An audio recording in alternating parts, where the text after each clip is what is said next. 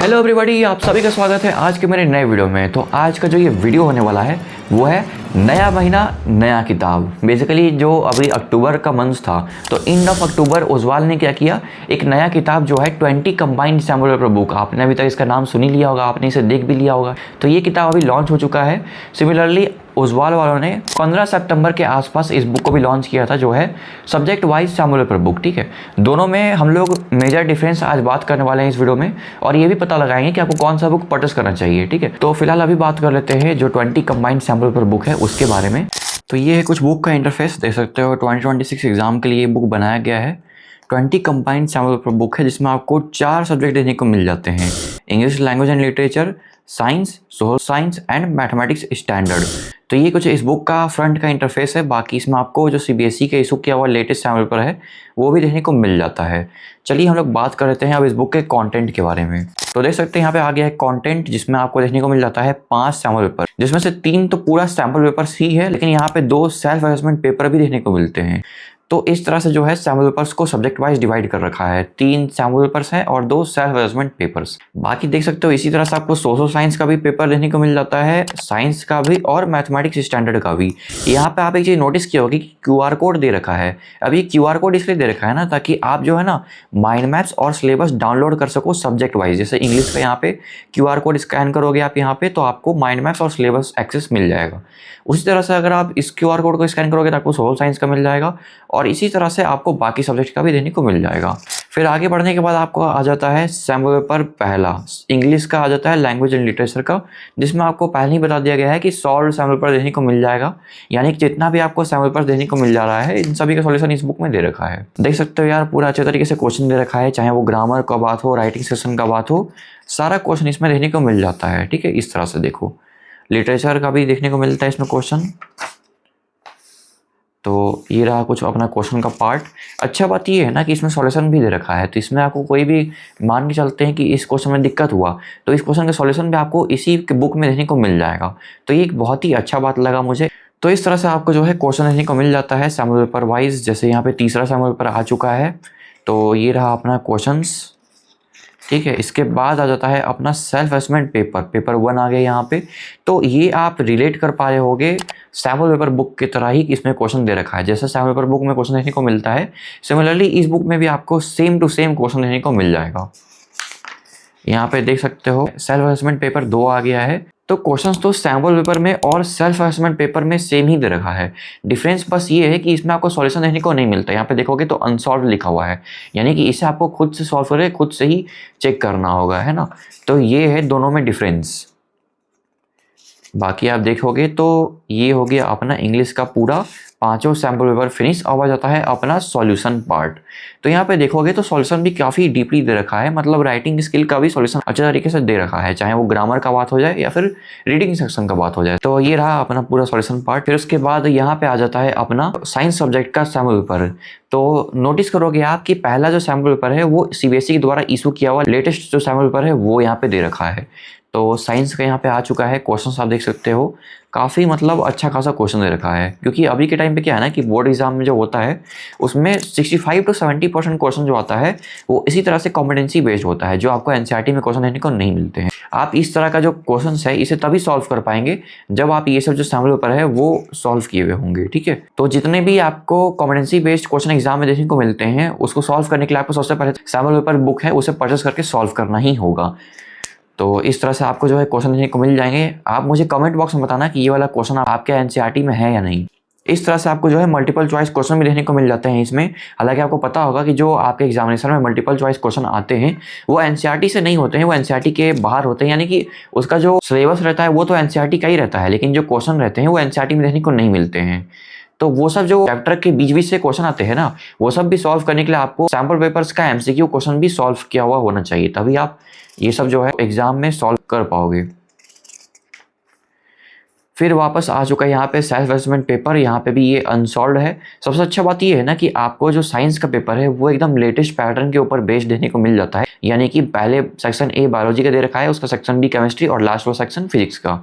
देख सकते हो यहाँ पे सेक्शन ए बायोलॉजी का आ चुका है, जितना आपका एमसीक्यू है वो दे रखा है। इसी तरह से आपको आगे भी और दे रखे हैं।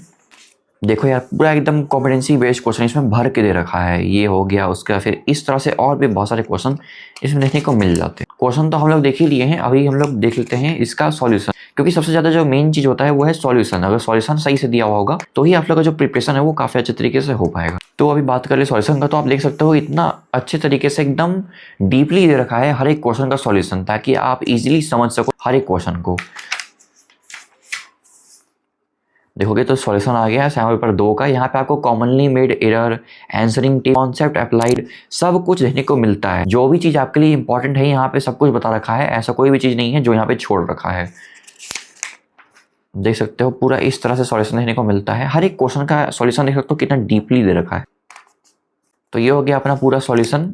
अभी बात कर लेते हैं सोशल साइंस का। तो यहाँ पे आ जाता है सैम्पल पेपर 1 जो इशू किया हुआ है बोर्ड के द्वारा। तो यहाँ पे हिस्ट्री का आ जाता है सबसे पहले पूरा क्वेश्चन वगैरह, उसके बाद ज्योग्राफी का जाता है सेक्शन बी में, उसके बाद फिर सेक्शन सी पॉलिटिकल साइंस का जाता है और सेक्शन डी इकोनॉमिक्स का। इससे पता चलता है कि जो सीबीएसई ने लेटेस्ट पैटर्न अप्लाई किया हुआ है इस साल से, वो इसमें इम्प्लीमेंट किया हुआ है इस सैम्पल पेपर में। देख सकते हो यहाँ पे आपको इमेज के थ्रू भी क्वेश्चन दिया हुआ है, तो ये भी काफ़ी अच्छा बात है आपके लिए, अच्छे तरीके से आपका क्वेश्चन प्रैक्टिस हो जाएगा।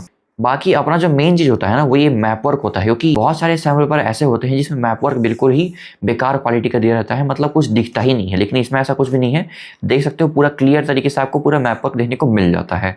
अभी बात कर लेते हैं इसके सॉल्यूशन के बारे में, क्योंकि सॉल्यूशन भी काफ़ी ज़्यादा इंपॉर्टेंट है अपना। तो यहाँ पे आ जाता है पूरा सॉल्यूशन, देख सकते हो इस तरह से मैप का सॉल्यूशन दे रखा है, काफ़ी क्लियर तरीके से यहाँ पे आपको देखने को मिल जाता है। हर एक वर्ड इसमें आपको क्लियरली देखने को मिल जाता है कि कौन सा प्लेस कहाँ पे लोकेटेड है। इसी तरह से आपको जो है सेक्शन वाइज पूरा अच्छे तरीके से सॉल्यूशन देखने को मिल जाता है। लास्टली हम लोग आ चुके हैं मैथमेटिक्स स्टैंडर्ड की तरफ। यहाँ पे भी आपको सबसे पहले सीबीएसई के द्वारा इशू किया हुआ सैम्पल पेपर देखने को मिलता है।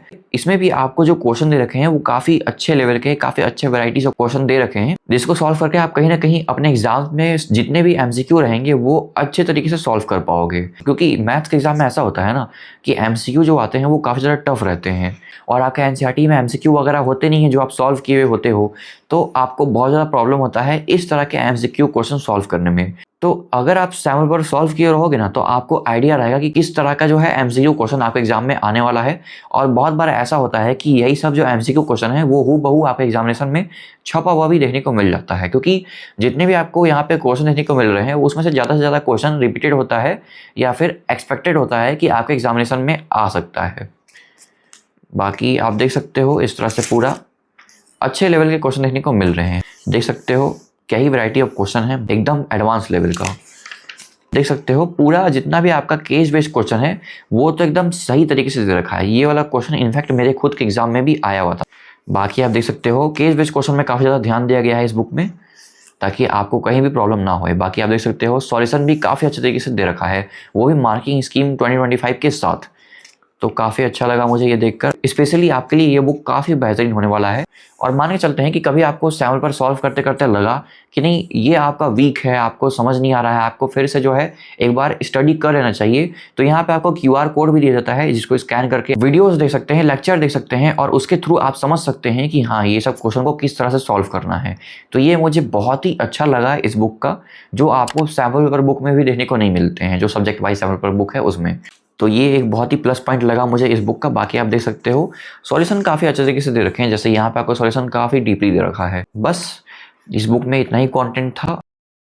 सो गाइस फाइनली कंप्लीट हो चुका है अपना पूरा रिव्यू। अगर आपको बुक परचेस करना है तो आप सिंपली ओसवाल के साइट पे जाना, बुक सेलेक्ट करके बाय नाउ पे क्लिक करना, उसके बाद कूपन कोड का ऑप्शन आपको दिख रहा होगा, वहां पे जाकर आप मेरा कूपन कोड रिसेप्ट10 अप्लाई कर देना। उससे क्या होगा, आपको 10% एक्स्ट्रा डिस्काउंट मिल जाएगा।